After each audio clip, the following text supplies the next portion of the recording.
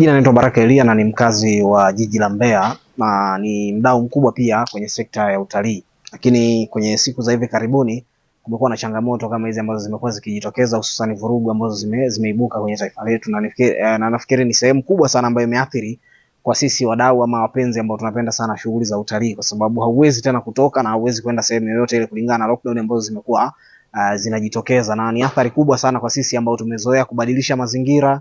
Tumezoea ikifika weekend lazima tutoke kwa ajili ya kwenda kukutana na watu tofauti, kujamiana pia na watu mbalimbali kwenye hayo mazingira, lakini kwa siku za hivi karibuni imekuwa changamoto. So ni kitu ambacho pengine kimekuwa kinaathiri kwa ukubwa sana yale ambayo tumeyazoea, mazingira ambayo tumezoea kuishi kwa sababu ya kazi ambazo tunazifanya, lakini pia kwa nyakati ambazo tunahitaji kupumzika na mazingira ambayo tunahitaji yanakuwa yanakosekana, tunashinda ndani tu.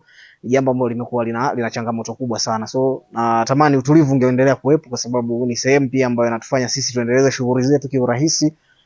Shughuli zetu zinaendelea kukamilika pale ambapo kunakuwa kuna amani na utulivu, lakini kinyume na hapo mambo yanakuwa ni changamoto, na ndio maana pia wananchi wengi pia wamepitia kipindi kigumu kwenye siku za hivi karibuni. Lakini pia sekta ya utalii kuna namna mojawapo ambayo unaona inashuka kwa sababu watu hawawezi kwenda kwenye maeneo ya kufanya starehe ama utalii kama kutakuwa hakuna utulivu wote ule. Kwa jina naitwa Asia, ni mdau wa utalii kutoka Mbeya. Sisi kama wadau wa utalii tunapata changamoto nyingi, hasa inapotokea vurugu kwenye nchi yetu. Kama tunavyofahamu, utalii unajumuisha kutembea kutoka sehemu moja kwenda sehemu nyingine. Inapotokea vurugu, tunazuiwa kusafiri, tunatulia tu ndani. Mambo hayo yanaathiri na yanatuathiri sisi kama watalii. Hivyo tunaomba serikali yetu inapoona dalili ya vurugu kwenye nchi yetu itusaidie kwa namna moja au nyingine, aidha kwa kutusaidia kutupa elimu sisi kama wananchi, ili kuweza kuepukana na vurugu hizo na shughuli nzima ya utalii iweze kwenda sawa sawa inavyotakiwa. Kwa mfano kama ilivyotokea Oktoba, kipindi cha uchaguzi, tulikuwa na ratiba nyingi kama watalii, lakini ilishindikana kutoka kwa sababu ya vurugu zile, na tulikaa ndani tu, tulilala karibu wiki nzima. Kwa hiyo ile iliathiri sana ratiba zetu. Kwa jina naitwa Paul Kibona, mimi ni mkazi wa Iyunga. Vurugu zinavyotokea katika sekta ya utalii, kuna mambo mengi yanakuwa yanafeli, hasa watalii kutembelea labda vyanzo vya utalii inakuwa ni ngumu, wanakuwa na hofu usalama wao kwamba itakuweje tukienda ile sehemu. Kwa hiyo kunakuwa hakuna amani. Kwa hiyo ni jambo ambalo linakuwa inarudisha nyuma katika masuala ya utalii. Tunachoomba ni amani inatakiwa iwepo ili tuweze kupokea wageni mbalimbali, na hata wageni ambao wako bado hawajafika Tanzania, wakisikia kuna amani wanakuwa na hamasa ya kuja kwa wingi. Ila kama vurugu zinatokea, kunakuwa na shaka kidogo kwamba je, nikifika sehemu husika usalama wangu utakuweje? Kwa jina naitwa Angel Damka, mimi ni mdau wa utalii kutoka Nyanda za Juu Kusini, ambaye ninafanya shughuli zangu katika Nyanda za Juu Kusini. Niko hapa kuelezea athari za machafuko au athari za vurugu zinazotokea katika nchi, jinsi ambavyo zinaathiri sekta ya tourism. Kwanza kabisa, nikiwa kama mdau, athari mojawapo ambayo ninaipata kutokana na athari za machafuko, cha kwanza, wageni wengi wanasitisha safari zao. Kingine, tunakutana na gharama kubwa katika uendeshaji wa shughuli zetu za tourism. Kama mgeni atakubali kuja hivyo hivyo kukiwepo na vurugu, maana yake kwamba ninaingia gharama za kuongeza ulinzi zaidi, na pia ninaingia gharama ya kutafuta bima ya usalama wake yeye kama mgeni.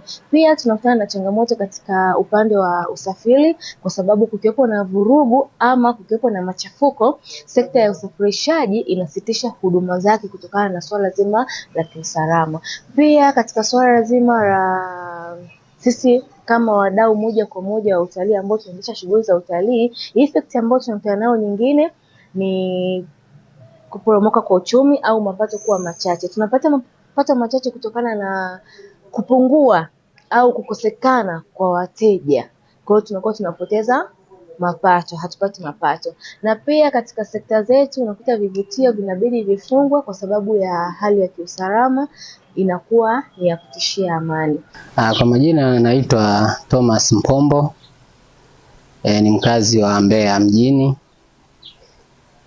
Mimi naona kwa sekta ya utalii ukilinganisha na tukio lililotokea tarehe 29 mwezi wa 10 kipindi cha uchaguzi, uliathiri pakubwa sana sekta ya utalii, kwa sababu imepelekea hata watalii wa ndani wamekuwa na hofu kufika maeneo yenye vivutio ambayo pengine ingepelekea makusanyo makubwa kwa serikali.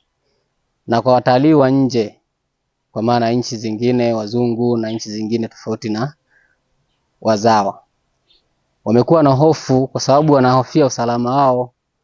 Sasa kitendo hicho pengine kilipelekea kuathirika kwa kiasi kikubwa sana sekta yetu ya utalii. Kwa mtazamo wangu, nafikiri serikali iweze kuliangalia kwa kina sana matukio kama haya, kuyatafutia suluhu mapema ili kusipelekee kuathirika kwa sekta muhimu kama sekta ya utalii. Kwa majina naitwa Queen Jackson, ni meneja wa mkoa wa Mbeya TNCC, Tanzania National Chamber of Commerce, ambayo hapo awali ilikuwa inaitwa Tanzania Chamber of Commerce, Industry and Agriculture TCCIA. Athari za utalii kwa Tanzania zipo nyingi, ila naomba nielezee athari chache. Nikianza na kupungua kwa pato la taifa. Hapa nasemea upande wa kodi ambazo tumekuwa tukikusanya. Tumekuwa na kodi mbalimbali tunakusanya kupitia watalii. Kwa hiyo kukiwa na changamoto ya utalii inamaanisha pato la taifa linapungua.